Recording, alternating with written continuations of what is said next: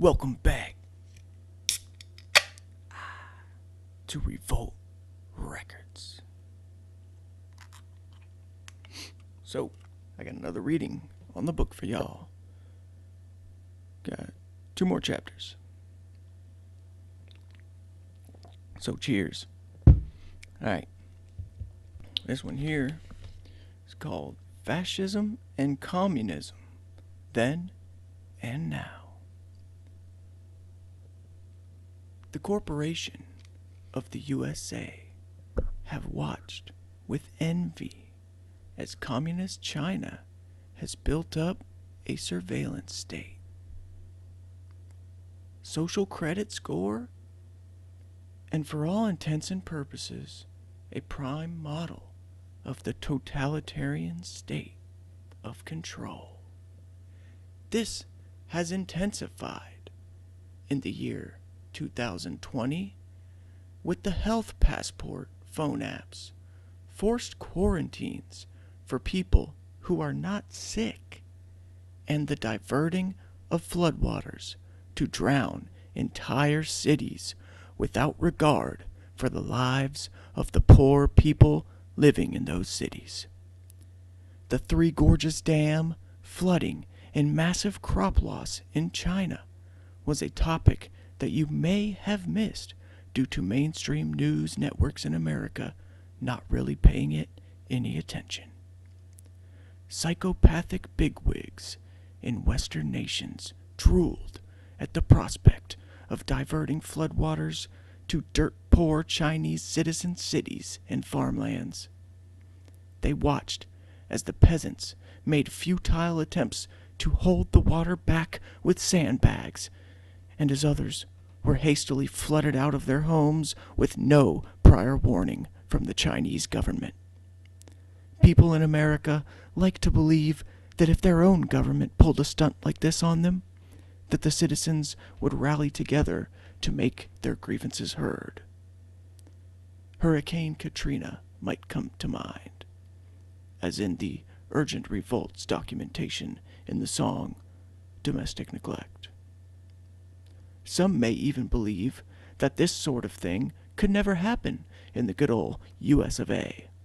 But the truth is that the rulers of the free world are infatuated by the Chinese model of government. And if you have been paying attention at all, you would have realized by now that America not only covets China's systems of power over the people, they are currently adopting and implementing the same framework here in America already. Take the mass censorship, for example, clearly in direct contradiction with the First Amendment of the U.S. Constitution. But because these social media platforms are private corporations, they have a legal loophole to exploit. Even the president, well now former president, of the USA, has been silenced and banned from free speech online. Regardless of whether or not you like or agree with President Trump, you must realize what this means in the grand scheme of things. The masses are being trained to silence any voice that they disagree with, and just like in China, you will be punished if you hold what is deemed to be the wrong opinion. These trends will continue to worsen under the new and illegitimate administration of the senile dementiacrat puppet, Creepy Joe, and his group of aspiring communist liberals. The cancel culture movement is not good for those who love freedom and for those well-read students of history. These occurrences are eerily familiar. Continuing to go down this road will inevitably be an exceedingly dark and destructive prospect. The modern-day book burnings are just one branch in the tree of tyranny, and I aim to expose the roots of that tree. The many problems that plague our beautiful world are often connected by a series of the same causes, and once you understand the basic principles that define these causes, you will be able to recognize the patterns and methods of implementation that perpetrate these poison problems. Once I have laid the foundation of understanding these issues, it is not difficult to accurately predict what will happen next. I wish that the world were as simple and as joyous as it is perceived through the eyes of an innocent child. But unfortunately, I possess no such naivete. There is true evil in the world, and often those who most seek wealth, power, and lordship over others are the most sinister of humankind. Most people find it hard to acknowledge that such evil has rose to the most prominent positions of power in our society. And who can blame them? Most people are kind and possess a loving nature in their hearts, so they would like to see that reflected in other people. The good-intentioned people of the world cannot fathom the levels of nefarious, psychopathic, and oppressive nature of these evil overlords, so they believe the deception. The alternative would be reality-shattering, so they live in blissful ignorance, or else simply deny that the evil parties would be so cruel and continue to get away with it. It is a lot easier to fool someone than to convince them they have been fooled. But refusing to acknowledge something or wishing that it were not so does not make it go away, and sooner or later we must all face the truth. So who are the evil actors?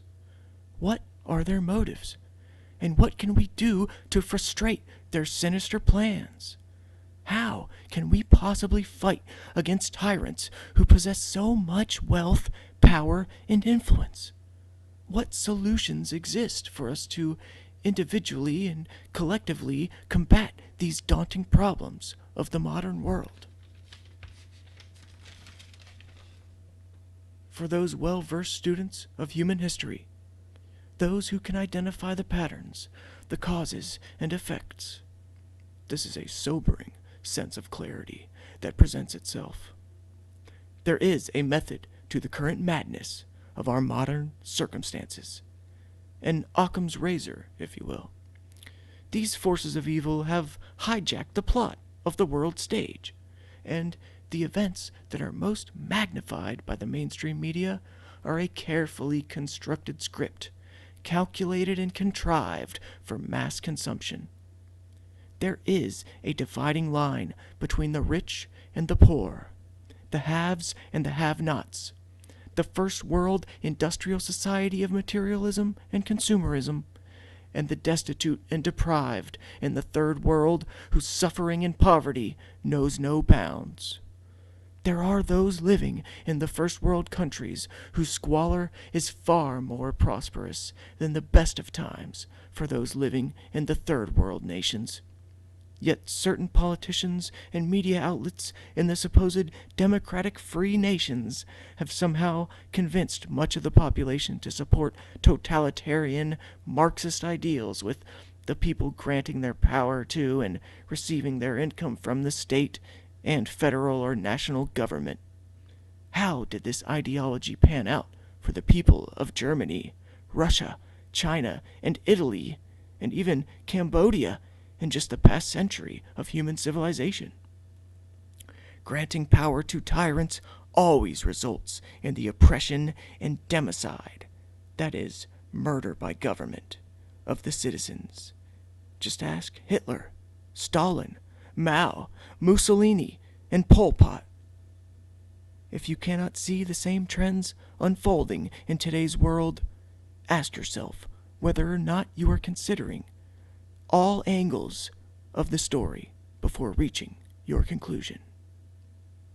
It would be a shame to fall victim to cognitive dissonance or Stockholm syndrome when you could just as easily identify the logical fallacies that far too many people have been mentally imprisoned by in this modern world. Give us power, and we will take care of you. Give up a few of your freedoms, and we will keep you safe. These are the deceptive tactics of false endearment that the ill-intentioned, fear-mongering, power-hungry fascists get away with far too often and far too easily. Remember that Ben Franklin quote about giving up liberty for security. And ask yourself, would you rather live on your feet or die on your knees? The fact of the matter, and the reality of the situation, is that the Western world leaders in government and big business highly covet the Chinese communist system of control over its citizens. The CCP has broken its accord with Great Britain and retaken the once free and independent city of Hong Kong. The religious persecution of the Uyghur ethnic group by the Chinese government and military is so appalling that it actually mirrors the atrocities perpetrated by the Nazis and Soviets. And it is still taking place in our world currently. The Chinese sect of Uyghurs are being forcefully abducted and placed in forced labor camps, some of which for the manufacture of face masks, if you can believe it, as well as being sterilized against their will so that they might not be able to have children and subjected to re-education programs. They are treated as subhuman and constantly oppressed by the CCP. As for the rest of the Chinese population, they are faced with social credit scores, the one-child policy, organ harvesting, mandatory food rationing, a complete surveillance state, and such extreme censorship of free speech that they are forbidden to voice any opinion that dissents against the CCP's official narrative. These are only a few examples of the extent to which the people of China are subjugated by their tyrannical government. If the American people and the people of other Western nations do not want to live in the nightmarish form of society represented by Communist China, I suggest that they stand up for their inalienable human rights and exercise their freedom as loud as possible in every way possible. Educate yourself and others on the laws which protect that freedom, and learn to identify injustice, government overreach, corporate fascism, media lies and propaganda, and so on. Organize and mobilize truth and liberty groups in your local area with like-minded individuals, because we are truly stronger when united together. We the people have the greatest power, and we must never acquiesce to tyrants, because once you give up your personal freedoms, it is very hard to get them back. Although America is trillions of dollars in debt to China, with the blame belonging to big bankers, corrupt politicians, and large corporations, the fight for freedom and the prevention of an authoritarian communist takeover of America is not futile. There is a much bigger picture and many more factors at play here as pertains to the topics than most people realize, which I will address and explain further in subsequent chapters.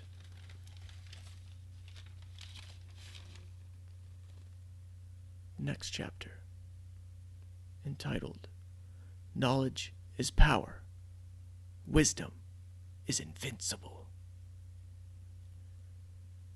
I have made it my life's work to understand the underlying suppressed reasons behind the way the world functions, the hidden truths, the root causes of humanity's state of being. I have always been a leader and never a follower. I have always been a revolutionary, not a sycophant. Heavy is the head that wears the crown. I don't necessarily wish to wear a crown, but the phrase still applies.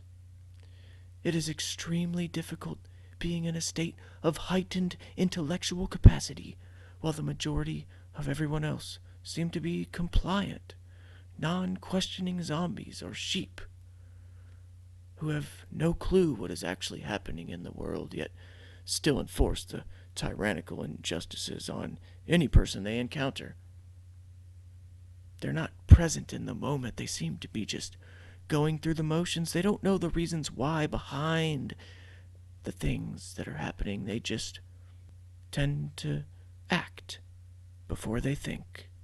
However, the law of the land does hold weight.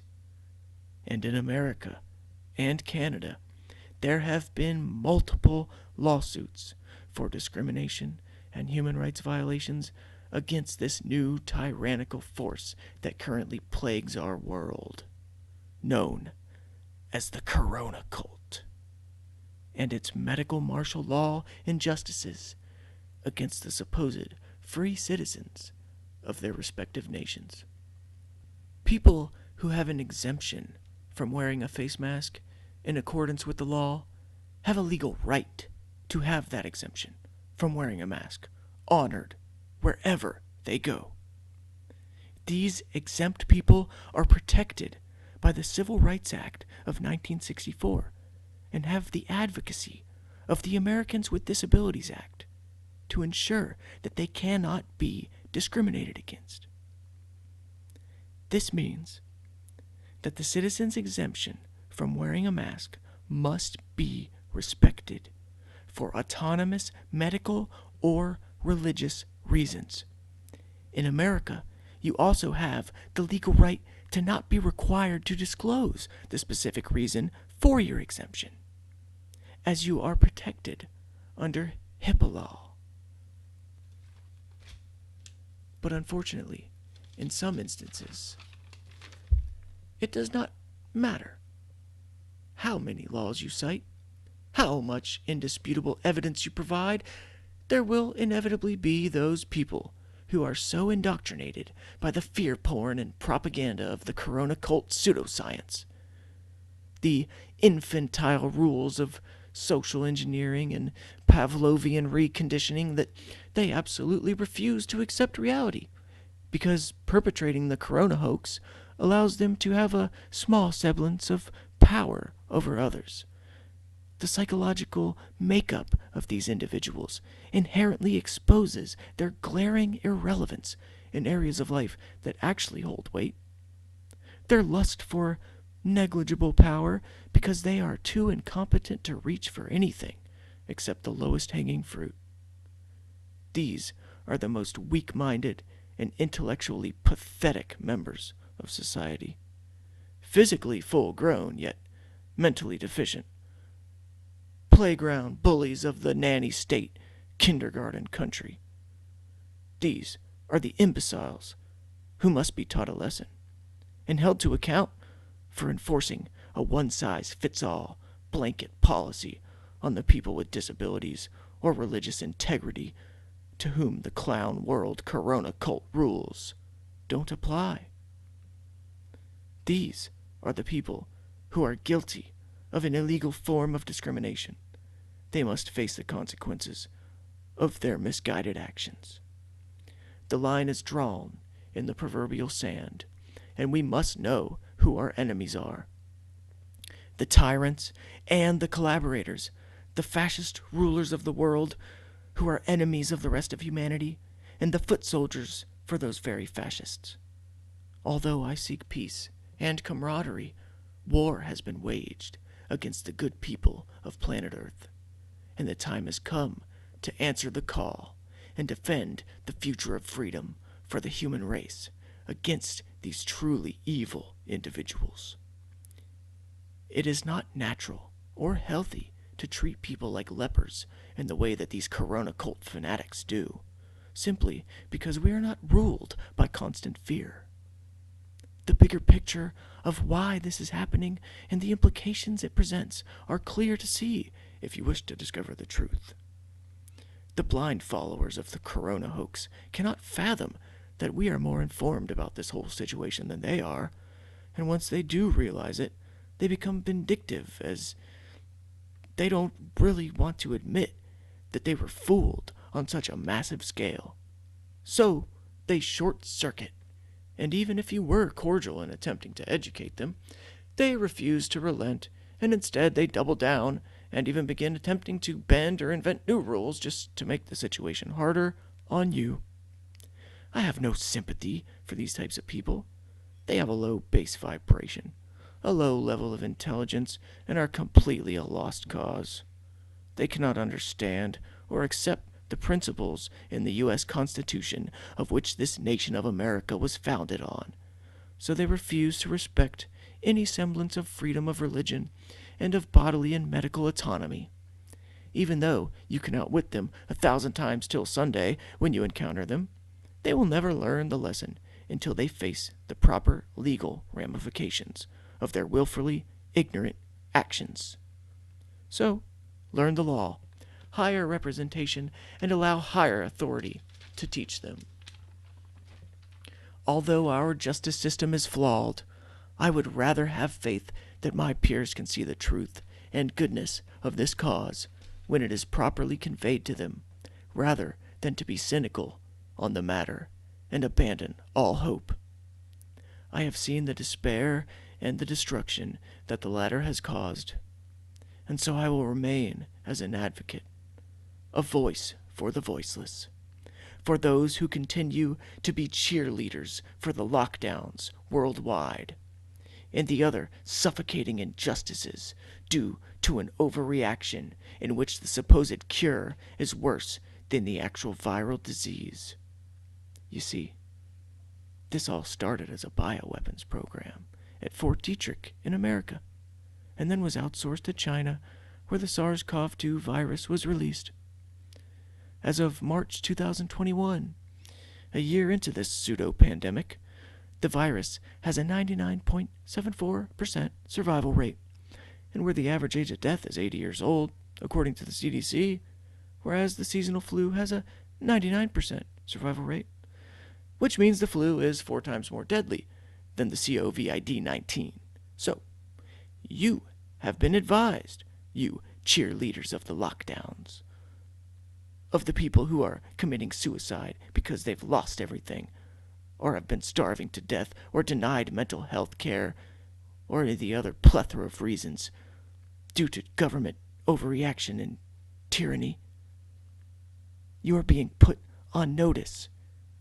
You have been advised to seriously reconsider your position by taking a deep dive into just what it is you are supporting, namely, the thousands of people who have taken their own lives, lost everything, gone starving, seen their children starving, and much more in this Great Depression-esque, horrific societal damage due directly to the lockdowns and other tyrannical government and corporate policies around the world.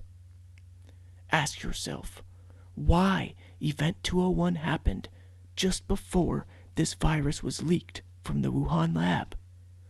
Why does the World Economic Forum and the James Bond supervillain Klaus Schwab want the Great Reset so badly? We have just begun to scratch the surface of the many branches on this tree of life. So join me again next time, in the next chapter, as we dig deeper into the root causes. I have been Mr. Morris. This has been the second installment of Don't Say I Didn't Warn You. The warning signs are all around us. And I will see you next time on Revolt.